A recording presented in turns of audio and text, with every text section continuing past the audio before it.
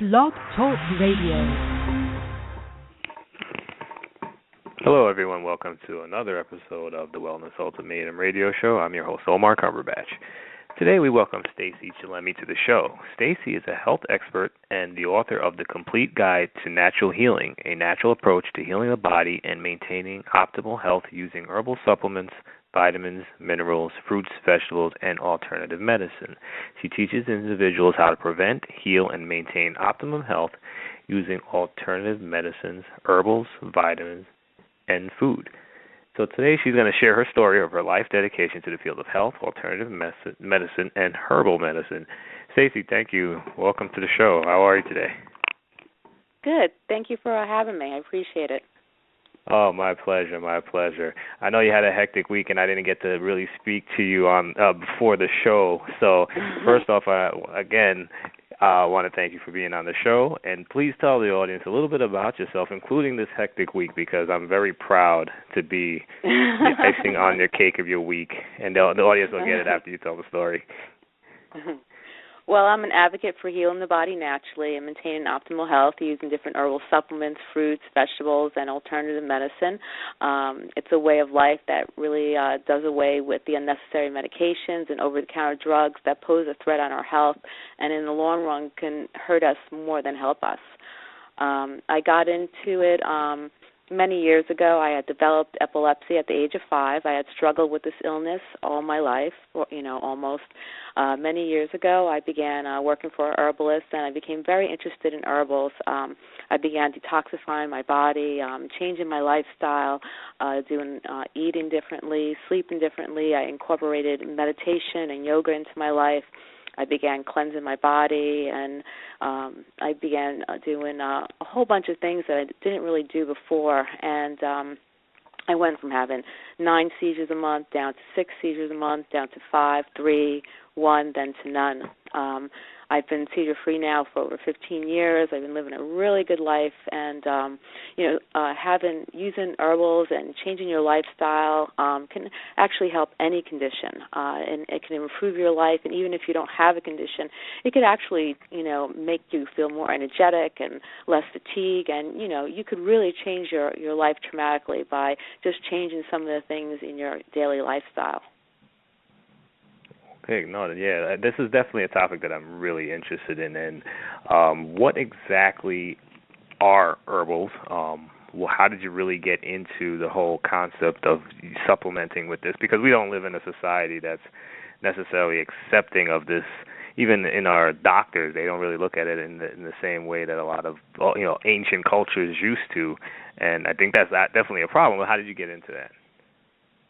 Well, like I said, I did a lot of research on it. A lot of people, may dismiss herbal remedies as something that's more like quackery or the use of botanicals,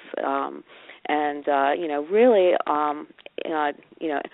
our herbals and supplements, goes all the way back into like 3000 BC. We've been using it, for centuries, and it's even a lot of the pharmaceutical companies, they use different supplements in their medications to treat a variety of ailments.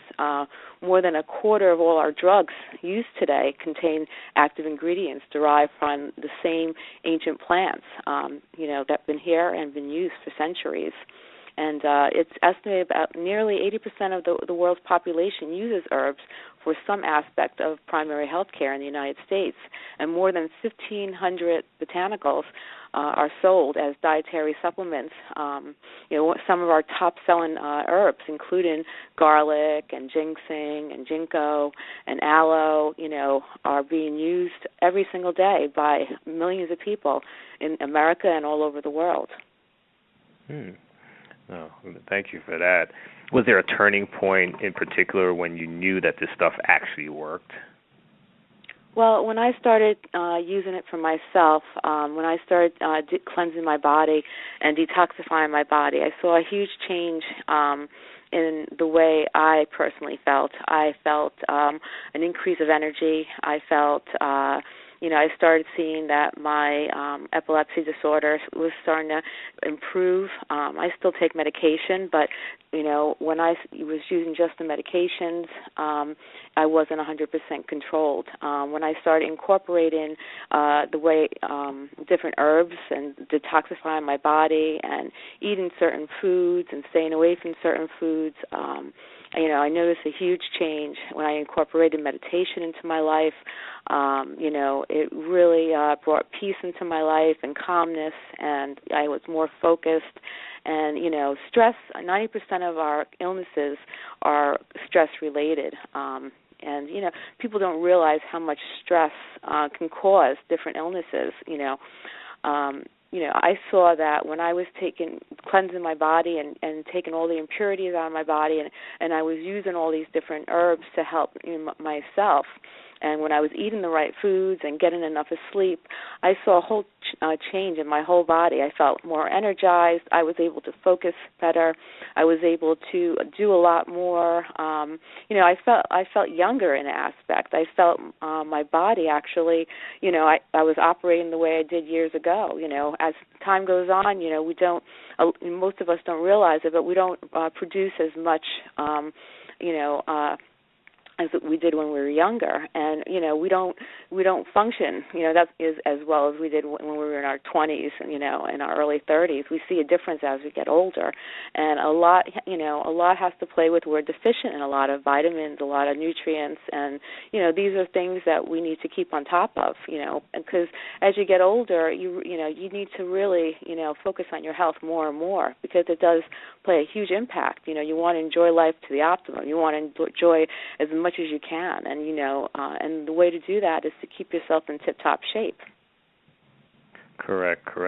Now, you do mention cleanses a couple times already. Like, did you do any specific types of cleanses, or this was just something that you eliminated certain things out of your diet, or like what exactly did you do to cleanse? What I did is I started to use increasing my fiber in my diet. We're supposed to actually get 40 grams of fiber, daily in our diet, and no one really gets that much, unless you really focus on it. Most people don't. So I started taking fiber capsules. I started taking milk thistle because it cleanses and helps the digestive system and the liver. I started to do colon cleanses and body cleanses to flush out the toxins. I increased my water intake. I started exercising more. All these things release toxins from our body. And, drinking a lot of water is really good for you. And even, changing your diet, changing your sodium content, decreasing the amount of sodium in your body, trying to stay away from those processed foods, trying to eat more healthy, maybe getting, trying to get 2 servings of fruits, 3 servings of vegetables, trying to eat more foods with fiber, and getting enough of sleep. These are all things that kind of help in the detoxification process. Now, did you go through like a sugar detox, and if not, what's your position on sugar in general? Well, sugar is like one of the worst things for you. It's not good for anybody. When we have too much sugar in our body too, it stores as that fat. It causes a lot of illnesses. Diabetes is one of the biggest things that our nation suffers from.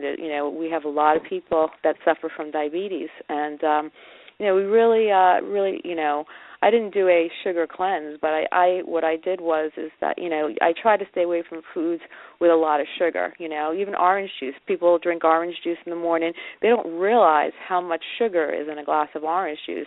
If you ever have time, look at the back of the ingredients and look how much sugar is in a glass of orange juice, and you'll be shocked. They say if you're trying to lose weight, stay away from the orange juice because that has a lot of sugar. And if you really love your orange juice, maybe get like top 50, the ones that have like less sugar in them. But, you really should, people need to start really looking at the ingredients of the foods they buy when they're in the grocery store, because sometimes we don't realize how many bad things are in the foods that we buy that we think are good. No, very true. You're absolutely right on point. You got to read the labels. Now, did you have your own struggles with sugar? Was that something that you we're naturally not necessarily a sugar fan, and eliminating it out of your life or reducing it, was it easy? Was it difficult?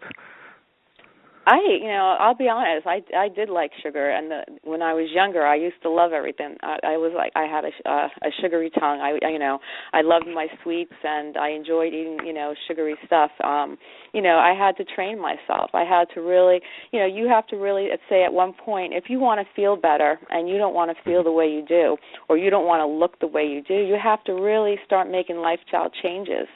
So you have to really, make it's a commitment. Feeling better, living a healthy lifestyle is a daily commitment. It's not something that you just do once in a while. And for me, I had to train myself. I had to, teach myself not to, go and grab those sugary things and to compensate. If I was in the mood for something, sweet, maybe do like applesauce with a little cinnamon on top instead of, trying to grab, some ice cream or some kind of, candy bar or a piece of chocolate or something. Yeah, no, I know it's very difficult. Most people I know who are trying to, especially lose weight, that sugar is always the thing that they have the most difficult thing with eliminating. And I guess that's a kind of a segue. Like, did you get into this at all? Obviously, you have certain things that you get stumble upon this. But was weight loss or anything a consideration? Like, was that something that you were interested in doing? And was there anything that supplement-wise or herbal remedies that helped assist in weight loss? With weight loss, I always struggled with weight loss. I went up and down, up and down, up and down, and I found by cutting down the portions. Sometimes, if you ever go out of the country, you'll notice that when you go to, especially like Western Europe, portions are very small. You come to America, you sit down in a restaurant. We have these humongous portions of food, and we're used to eating large quantities of foods. Well, the one thing, is portion size. That's, that helped me when I started, decreasing the portions. When I started, watching the foods that I ate. Also, iodine. Some people don't realize they hear the word iodine, they think it's bad for you, but actually taking, a little iodine, maybe 2-3 drops of iodine each day actually boosts the metabolism in your body. You get it even in a multivitamin, but if you want to take a little extra, you could take a little extra, and that actually boosts your metabolism, because as we get older, our metabolism slows down, and, people that have a sluggish thyroid, it's very hard for them to lose weight, and, they don't burn the fat, their metabolism is slow. All right. Are there any others? No, definitely. Are there any other supplements that you recommend for weight loss at all? I've tried.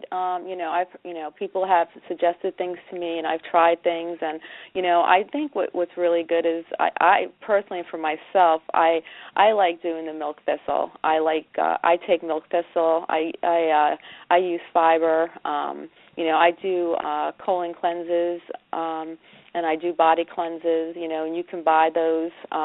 You have to just make sure you check the ingredients in the bottles, make sure they're not filled with fillers, make sure it's a good brand. There's a company on the website called consumerlab.com. They are dedicated to listing all the good vitamin companies and supplement companies. They tell you what's good, what's bad. They rate a lot of these things. So you could actually go on and find out which ones are good, which ones are bad, if what you're thinking of buying is actually a good product or not. Oh, that's good to know. That's a great resource. I'm gonna definitely look that up as well. So, what are some of your go-to herbal remedies for just various things? What is something that maybe be in your kitchen cabinet that everyone should have? Well, it's funny because sometimes people will go out and there's so many supplements and so many things on the market, and you could end up paying a fortune when some of your best supplements that are inexpensive are actually in your own kitchen. Like basil, for instance, it can help relieve gas. It soothes upset stomachs. We have canine pepper, which is a red hot powder that's made from a tropical chili peppers, and it helps relieve pain by blocking the chemicals that send pain messages to the brain. Cinnamon, like we had mentioned about cinnamon before, cinnamon bark contains an oily chemical that kills a variety of illnesses causing bacteria, and including E. coli and Salmonella. And research shows that cinnamon is also great for it's able to stop the growth of the Asian flu virus. And many herbalists report that cinnamon bark also helps regulate the menstrual cycle, and it also is helpful during menopause. We have our clove. Oil of the clove is about 60 to 90% in general, and it's very potent. It's very good to help stop tooth pain, and it's one of the spices that can help the body use insulin more effectively and lowering blood sugar. There was some studies done that that it was helpful, and for people with diabetes that have high sugar, they may want to cook with a clove, and use that in their diet. Even the Indian culture, they use spices all the time, and they have a very healthy community. And one thing they do is they cook all the time with spices. They put everything in their foods, and it's you could easily, when you're cooking, throw a couple of spices, healthy spices in your food, and you have some nice taste going on, and it's healthy for you too. And there's many more things, like garlic can help lower cholesterol and blood pressure. That's something that most Americans use. You're making sauce, you have garlic, and you can put garlic on fish, and there's so many other things that you can use garlic, and it's a great resource. It could help with a lot of different ailments. Now, as far as the spices go, like, how important is the quality of these spices? Do you have to get an organic spice? Is it just a common one that you get in any supermarket sufficient, or is there the big difference between them? It's always good when you are buying spices to try to buy organic if you can. The problem with today is we put a lot of different pesticides on our foods and our foods that we grow, and those pesticides we don't know how to break those down when it gets into our body, and what happens is it throws the body chemistry completely off. So when your body chemistry is off and it has these chemicals and it doesn't register to them, they start storing those chemicals in your body. And then after those chemicals build up over time, this is how people come up with illnesses, and you see cancer is on a rise. You ask yourself why. Well, look at all these things, all these pesticides, all these chemicals that that are on our foods, and it's playing a toll. So if you can buy organic, I would suggest it, but you don't have to buy organic for everything. Certain things you should, but not everything. Okay, yeah, that's good to know. I thought I saw something in the news saying that McCormick, which was pretty much in every supermarket or that I've ever gone to. Yeah, you see them all over the place. Yeah, I think that they're making a move to actually going, organic completely in their line. So I thought that's why I asked. I was wondering if you might have heard about that, and if they do so, is it going to be a better selection as far as spices go? So I was definitely curious about that. One of the things that I wanted to get into too, like you did mention garlic for sure.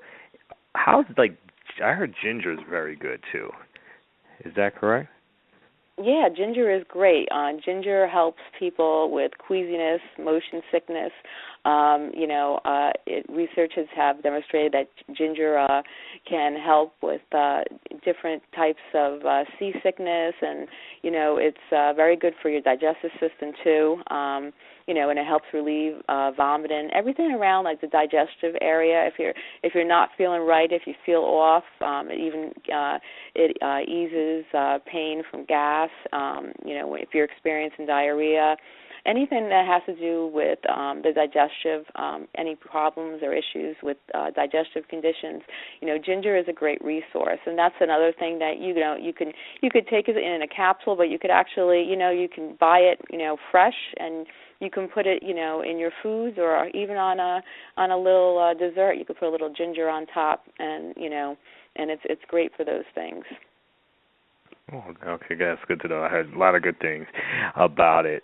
Now, what would you suggest, like, say, for people who might have, like, anxiety or suffering from depression? Like, do you have any advice for people suffering from these ailments, and is there something that you can recommend as far as supplementation or herbal remedies for that?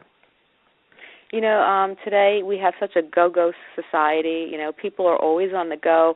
People always feel more pressure to accomplish more things, like there's never enough hours in the day. The first thing I would suggest, if you can incorporate meditation or yoga into your daily life, a lot of people like to do it in the morning. It's a great way to start the day. It actually, people don't realize how effective it can be in calming the mind, body, and soul. You can really, see an improvement in your anxiety, and but just by doing yoga or meditating in the morning, you don't have to do it for a very long time. But if you could take 20 to 30 minutes in the morning and just focus on meditation, maybe do some poses, in yoga, and stretch your body, you'll notice a difference in your level of anxiety. You'll see it decrease. You'll see, a feel of calmness, because a lot has to do with breathing. Meditation and yoga is based on breathing, and breathing in through the nose and out through the nose in a very slow way. Putting maybe one hand on your stomach, one hand on your upper chest, and just breathe slowly in and out, not through the mouth, but in through the nose, out through the nose. And you'll start to see your level of anxiety decrease. It's all about taking, when you breathe through the nose and you breathe out the nose, you're purifying your body. You're breathing in clean air, and you're detoxifying your inner body, and you're also bringing calmness, into your body. And that's one way of helping your anxiety. Valerian root has been used for centuries. It's a mild sedative. It is very good for to get a good night's sleep, to relax. That's something you might want to take at nighttime. And it has helped a lot of people that suffer from insomnia. They have lemon balm, which is really good. A lot of people like the essence oil. Come in a spray bottle. You can spray it in the room or spray it on your wrists or on your skin a little bit, and it's very good. They use it to bring it brings calmness, and it reduces your level of stress. It also helps with mood and mental calmness. You start to it helps. A lot of people have said that they've seen a huge positive effect when they've used it. They've seen more calmness. They felt more relaxed after breathing in the smell of lemon balm. You could also buy it in capsules, and take it like that also. But the smell of lemon balm is very relaxing. I have actually one in my house, and I like using the spray. I even put a little bit on my pillow, and before I go to bed, and it's nice and very relaxing. And so you're passion. Oh, go ahead. I'm sorry. No, you could jump. I was going to say, so you're a fan of like essential oils as well? Oh yeah, essential oils are very effective. Many people use essential oils. Not only do they have great smell to it, but they have all different purposes, and they're very good for bringing calmness and relaxation and anxiety. Lavender, for instance, is a great essence oil if you suffer from anxiety or if you're nervous. It's very relaxing also if you're looking to get a good night's sleep. If you use lavender, or even if you take Epsom salt bath with lavender essence, you'll see when you come out of that bath, you'll see yourself extremely relaxed. That's a good one, yeah. So Epsom salt is something else that we can incorporate into this as well? Oh, most definitely. It's very good for your body. Very good, very good. Now, one was a question that I always had is, like, why is it important to realize that although some of the things may be natural, like the stuff that you're describing, it isn't necessarily always safe. Is that correct? Well, you have to really know what you're purchasing. Don't always assume because someone says it's natural or someone, you have to look at the ingredients. Like a lot of times, do you ever see those things you can plug in the wall and you can they squirts out the smell to make the room smell pretty? Oh yeah, those yeah, absolutely. Do you know what I'm talking about? It has, you can buy them in any store, and you stick it in the wall, or and it has those sprays, and it comes out. It makes the room smell pretty, or even the stuff you can put on your carpet to make the room smell nice. Those things have those lavender smells. They have all those type of nice essence smells, but they're actually very bad for the body. If you look at the ingredients in the back, they might have some lavender smell to it, but they have a lot of toxins in it too. And so you really have to know what you're buying, and if it's actually good for you, and if it's actually natural. Going with a company that you've heard of that actually has a good reputation. It's always good sticking with their products. If you've used certain products in the past, that they're good. I would suggest maybe using that company. And like I said earlier, check that website, consumerlab.com, and see what they say about those companies too. And now, do some of these things actually have bad interactions with maybe medications? And you should check with your doctor to see if, say, I'm just going to throw it out there, say lavender maybe have an effect on something else that you might be using? Well, there's definitely certain, when you take a supplement, a lot of supplements are just as strong as medications. I haven't really heard of any interactions myself personally with lavender, but they are different medications that you have to be very careful, and you should ask your doctor, because herbs aren't regulated by the FDA for safety, and there's certain and they could be just as strong as prescription drugs. Like red yeast rice is used to lower cholesterol. That's before they went on the market, they used to use that as a prescription. They sold red yeast rice, and you needed a prescription to buy it. Now you could buy it over the counter. So you could take that, and let's say you're taking a medicine for another condition, that could interact depending on the medication you're taking, or you may be battling several illnesses and taking several medications. You want to be very careful. Like St. John wort interacts with a lot of antidepressant medications or seizure medications. You could actually people with epilepsy can actually have a seizure using St. John wort. So you have to really, I say, if you have conditions, I would, ask your doctor, is it okay if I take this? Because you never know. It could interact and it could cause a problem. Your doctor will know if it interacts with your medication. And for people with high blood pressure, diabetes, depression, blood thinners, you always have to be careful, because, they do have a lot of supplements on the market that can interact with those conditions. So always check with your doctor. No, it makes a lot of sense. Thanks for clarifying that. I definitely wanted to jump into the topic of medical marijuana. What do you think can be some of the benefits of actually using medical marijuana? What are the things that you might think that there's a drawback to it?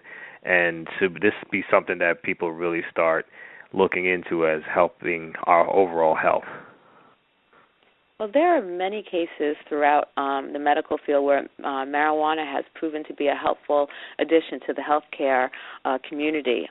People that have used marijuana, medical marijuana, have found that it has helped with epilepsy, cancer, and different chronic pain illnesses.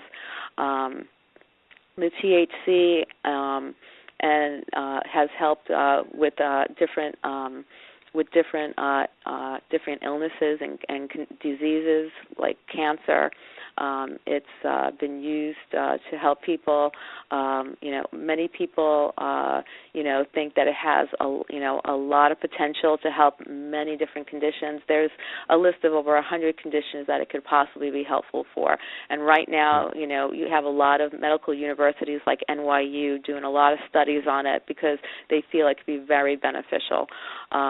This is something, that I feel, too, could be very helpful. I've seen, I've heard of many cases where kids were having constant seizures and, they couldn't get controlled on the medication, and they started them with medical marijuana, and, a lot of children were helped. Either their seizures were significantly decreased or they stopped with the usage of medical marijuana. So there is definite potential with the usage of medical marijuana. We need to do more research on it, but it's definitely something that could be very beneficial for a lot of people. Yeah, no, I think, you hear a lot of positive stories about it, and I just hope that the medical community opens up to it. I mean, we need as much help fighting all of the diseases that are in our society, and to try to get this on board and get past whatever political agendas that they have. It'd be really, really good for that to actually come out and help us. But thank you for that. Do you find that a lot of people ask you about medical marijuana in your practice? Yeah, a lot of people mention about medical marijuana. A lot of people don't have a lot of knowledge in the area. So when you don't have knowledge in the area, you fear it. A lot of people, when they think of medical marijuana, they think back to the 60s and the 70s, and they think that the world is going to get chaotic if we legalize marijuana. But alcohol is actually worse than marijuana. You can't overdose on marijuana, but you could overdose and you can die from toxification of the liver. You can have worse effects on alcohol than you can on marijuana. And also think about smoking. Smoking is the worst for you. Smoking is worse than marijuana and alcohol, but they still sell the product and they still legalize it. But yet it's so cancerous, and once you have a pink liver, you have a pink lung. The first time you smoke a cigarette, it turns brown. So things like that, they're let in society. They're legalizing, but things like there's a lot of strings attached where people have to really open up and realize if you legalize it, it's not going to, people aren't going to run and abuse it. You will have your few that will abuse it, but it's there's a lot of positive things that it could actually do to help a lot of illnesses and conditions. And it is a lot of politics too going on.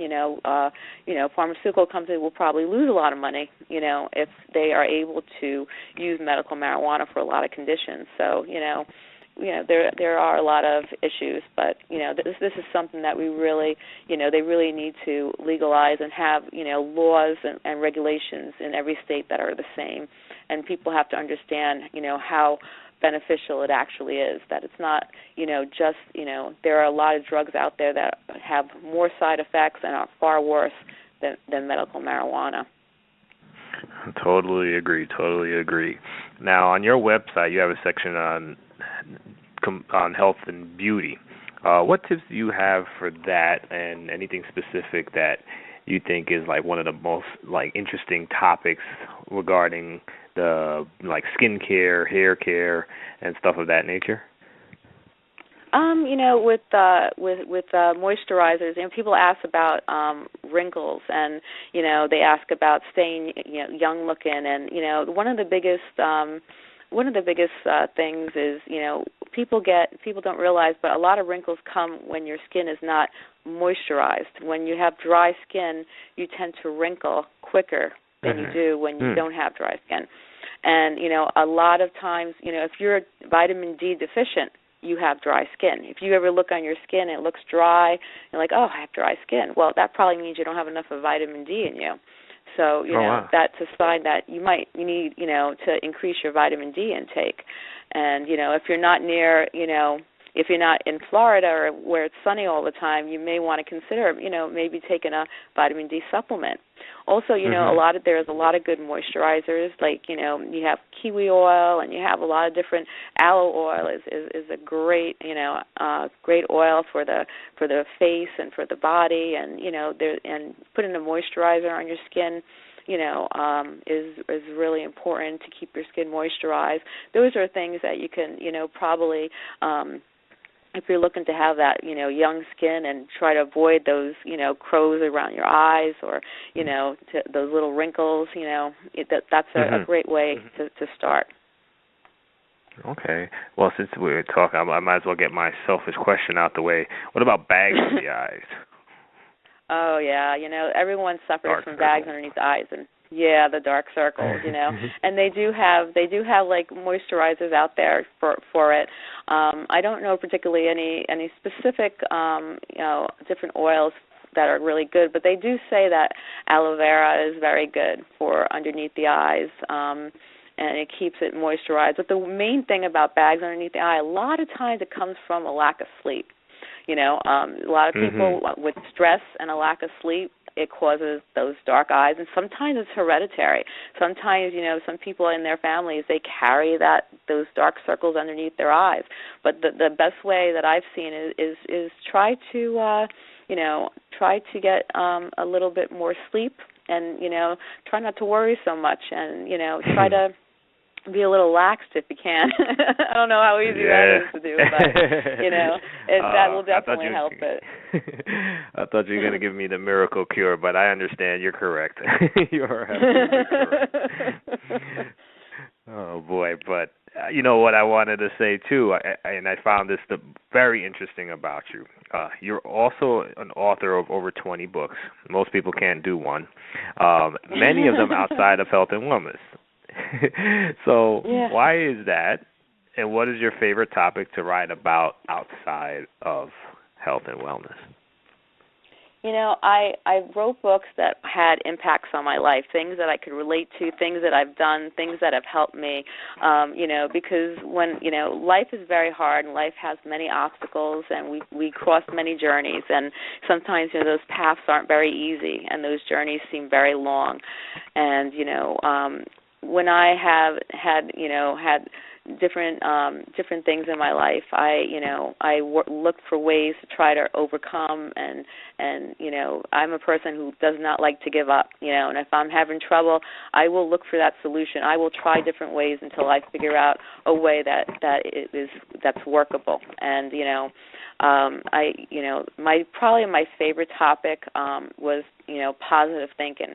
We live in a society where a lot of people are very negative because, life is not easy. We all come across many things in life, and it could have a huge traumatic impact in our lives.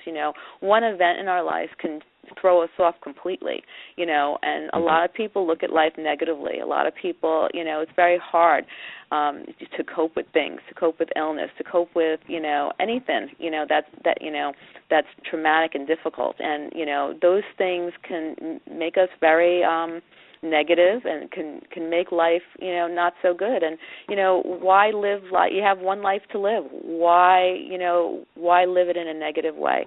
And my favorite thing was to do a book on the power of positive thinking. It was the secret to happiness and success, to master the power of positive thinking. And, I go over different techniques and different tools on how you can change your negative way of thinking, turn it into a positive way. And, by being positive and trying to take the best out of every situation, you could actually turn your life around. Because when you get into those high lows and you're in that low, you can pull yourself out of it, and you can just keep moving forward, instead of falling in a hole and just staying there, and every day is a dark and dreary day.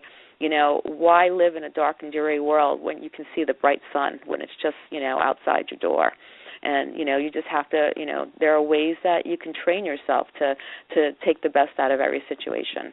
And that's what I talk about in that book. And that was probably, one of my favorite books to write because, it's something that helped me tremendously, and it's something I know that everyone struggles with at some point in their life. Yeah, I think that's kind of my favorite topic. I've seen even the show evolve into more of a mindset kind of show. One of the things that I would like to ask you about that too is like, are there any tips to help people kind of dig their way out of these, doldrums at times? And what was something that's practical that maybe they can get out of something you've written about the concept of positive thinking? Well, it was one thing with positive thinking. I always what my thing was is that I always say everything happens for a reason. Sometimes when things are occurring, sometimes we may not understand why things are happening to us, but we need to realize, and think to ourselves, everything is meant to be. You have to, something happens, we may not understand the reasoning for it, but, in the long run, we'll figure it out, and somehow we have to take the good out of everything, Like for me, when I had epilepsy, for many years, I was very much in denial. I didn't know how to deal with it. I was very angry. I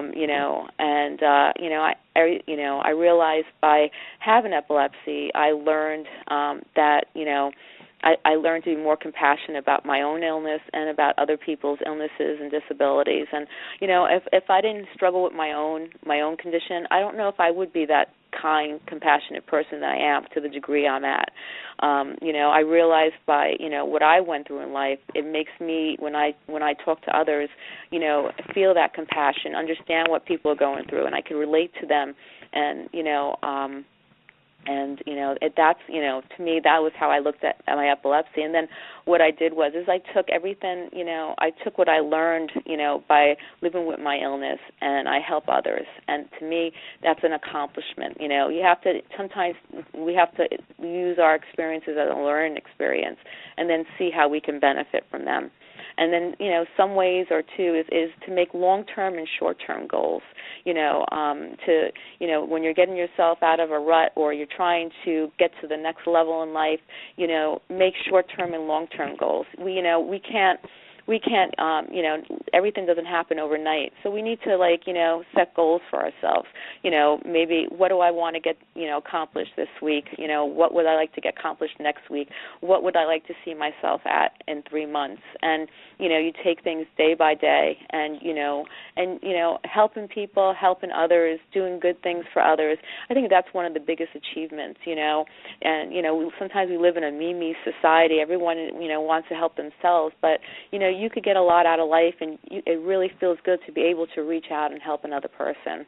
And I think people should try to do that more often. Very well said, very well said. And listen, I think you're an amazing guest. I love what you're doing. I just wanted to give you an opportunity to, again, I think we kind of skipped over. You got to tell us about your week because I thought that was the coolest thing ever. And number two, just tell the audience how to get in touch with you, especially how to get this book, which will really, really clarify a lot of the questions people have about supplementation, vitamins, fruits, vegetables, everything. So if you could do those two things, that would be very, very good. Sure. Well, this week Dr. Oz had invited me on his show on Monday, and then they invited me on his show on Tuesday.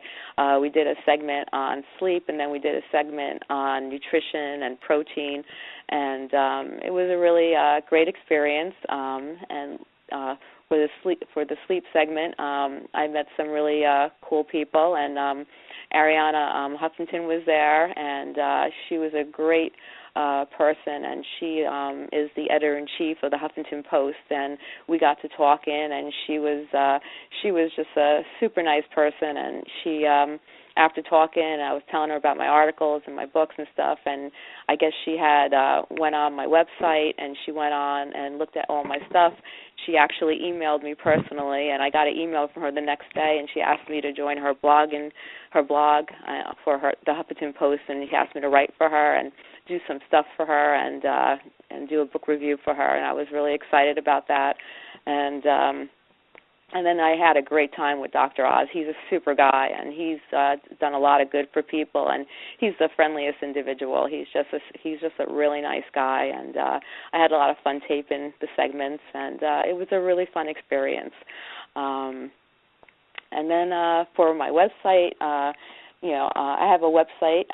We have over 3,000 articles on our website. We cover all different conditions, and we talk about different natural ways to cure common conditions. And I also have my books on there, too. I have my Complete Herbal Guide and Natural Remedies for Common Conditions on there, and they're also available on Amazon.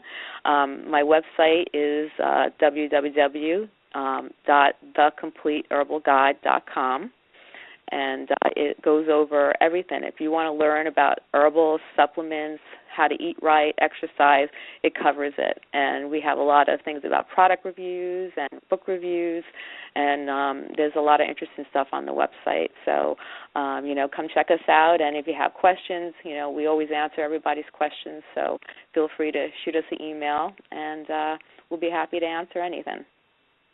How long has that website been, up and rolling? We've been up for about 3 years now, close to about 2.5 going on 3 years, yeah. Yeah, no, it's very, very, very good. Like, it touches so many different topics. So I definitely urge the audience to definitely take a look at it because it's very comprehensive. There's tons of information. Like you said, over 3,000 articles. It was a really, really great, well-written, very impressive. Thank you. We also have a lot of doctors and experts that come on, too. And they, if you have questions, they will answer anybody's questions, too. Yeah, no, it's very, very, very nice. Well, listen, Stacey, I want to thank you again for being on the show. It's been a real absolute pleasure, and good luck in everything. And when is this Dr. Oz thing airing so we can take a look at it? From what they told me, I think in the next week or two they're going to be airing it. And if you go on their website, they should list their shows. They have, I think, one on sleep deprivation, and then one on nutrition and health. So it should be airing in a week or two. Sounds great.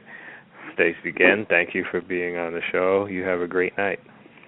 Thank you so much for having me. I appreciate it. My pleasure. Bye-bye. Bye-bye. That was Stacey Chillemi. Yeah, you know what? She had a great week. It was Ariana Huffington, and then Dr. Oz, then she came on our show.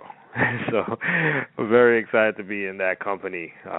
She has a great website, like I was mentioning, tons of resources all about natural remedies. Please check it out. You won't be disappointed. This is Omar Cumberbatch from the Wellness Ultimatum Radio Show. Thank you for listening, and have a great night.